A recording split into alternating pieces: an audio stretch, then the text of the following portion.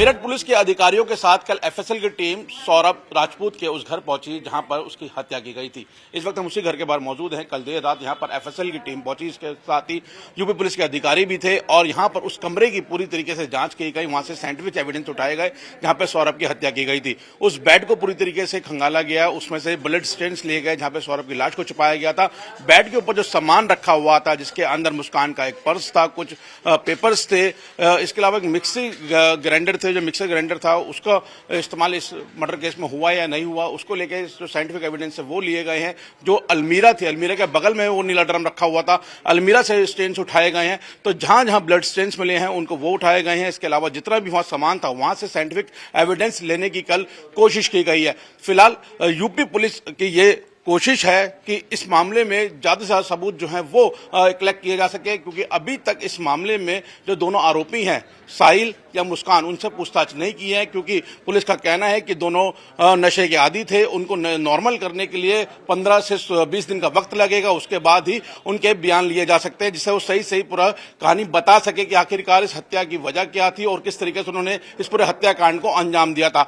फिलहाल पुलिस सारे एविडेंस को इकट्ठा कर रही है और इन दोनों आरोपियों को खिलाफ सख्त से सख्त केस बनाने की तैयारी कर रही है। आज मेरठ जेल में साहिल से मिलने उसकी नानी आई हैं और क्या सामान लाई हैं और कैसे मिलने आई हैं, क्या प्रक्रिया है, हमसे बात करने के लिए मौजूद है मेरठ जेल के वरिष्ठ जेल अधीक्षक डॉक्टर वीरेश राज शर्मा। स्वागत है आपका टाइम्स ऑफ पर। आज साहिल की नानी मिलने आई हैं, कैसे मिलने आई हैं और क्या क्या साथ लेकर के आई हैं?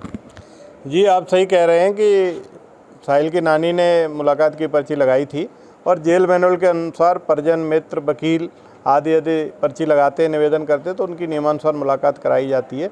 आज साहिल की नानी ने पर्ची लगाई थी तो उसकी मुलाकात कराई जा रही है। फल और बिस्कुट पैक्ड जो हैं वो लाई थी, उनको नियमानुसार अन्य बंदियों की तरह लाने की अनुमति दी गई। अच्छा, जो साहिल की नानी है वो साहिल से ही मिलेंगी या मुस्कान से भी मिल सकती हूँ अंदर जाकर? नहीं, उन्होंने केवल साहिल की पर्ची लगाई है और साहिल की नानी है, मुस्कान से नहीं मिलेंगी, केवल साहिल से मिलेंगे। अच्छा, ये बताया जा रहा है कि साहिल को गंजा करा दिया गया है जेल के अंदर, और ये बात कितनी सही है?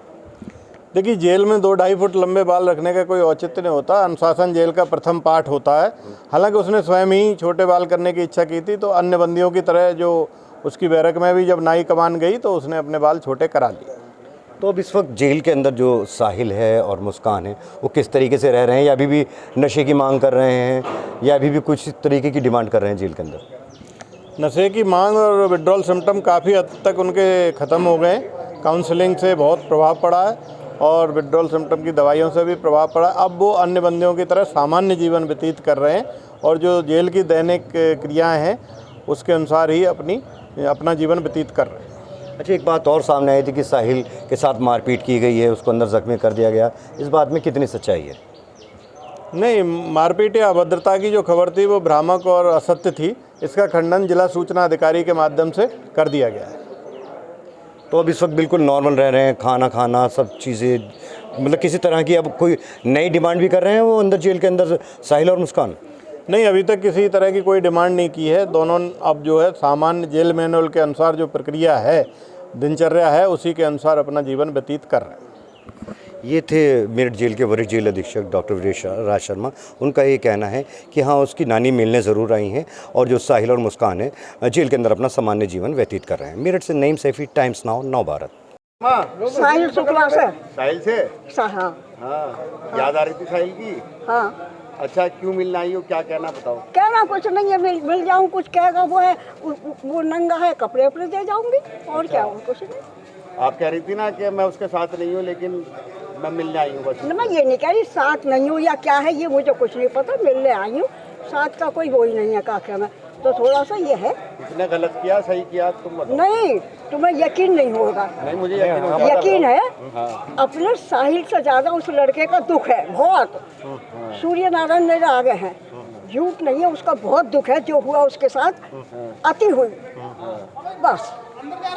चलो, अब क्या क्या होगी उससे, साहिल से? अब जाऊँ देखूँ क्या कहता है कि वो है। अब जो कुछ लाई हूँ कपड़े उपड़े दे दूँ। अच्छा, कपड़े और क्या लाई हो उसके लिए? और एक नमकीन का वो लाई हूँ। अच्छा। और वो लाई क्या कहाँ सामान तुम्हारा? हा? सामान कहाँ है? वो अंदर पड़ा। अच्छा अच्छा। हाँ, मतलब साहिल की याद आ रही थी आपको? अरे मिलना तो था ही थे। सर, एक बार बता दीजिए क्या निकला। सर आप लोगों ने जांच की है, क्या बताना चाहेंगे, क्या अभी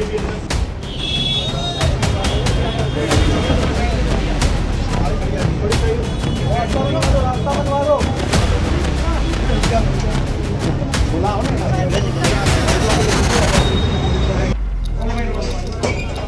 सौरभ के घर में इस वक्त फॉरेंसिक की टीम मौजूद है, आप तस्वीरों में देख सकते हैं।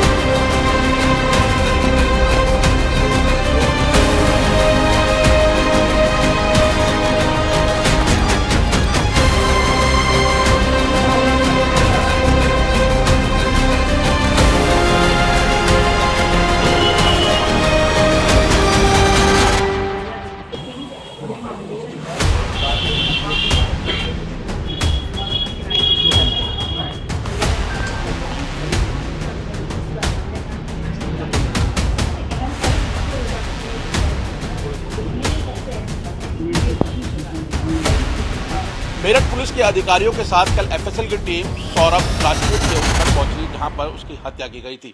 इस वक्त हम उसी घर के बाहर मौजूद हैं। कल देर रात यहां पर एफएसएल की टीम पहुंची, इसके साथ ही यूपी पुलिस के अधिकारी भी थे और यहां पर उस कमरे की पूरी तरीके से जांच की गई। वहां से साइंटिफिक एविडेंस उठाए गए जहां पर सौरभ की हत्या की गई थी। उस बेड को पूरी तरीके से खंगाला गया, उसमें से ब्लड स्टेन्स लिए गए जहां पर सौरभ की लाश को छुपाया गया था।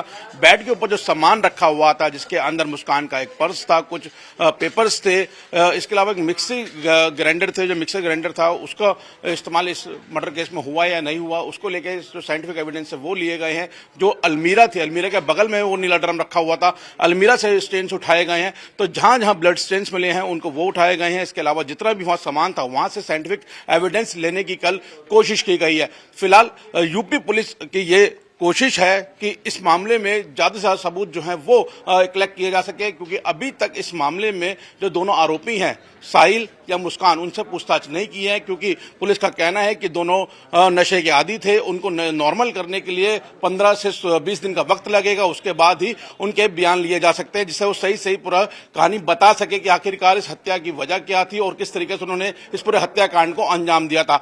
फिलहाल पुलिस सारे एविडेंस को इकट्ठा कर रही है और इन दोनों आरोपियों को खिलाफ सख्त से सख्त केस बनाने की तैयारी कर रही है।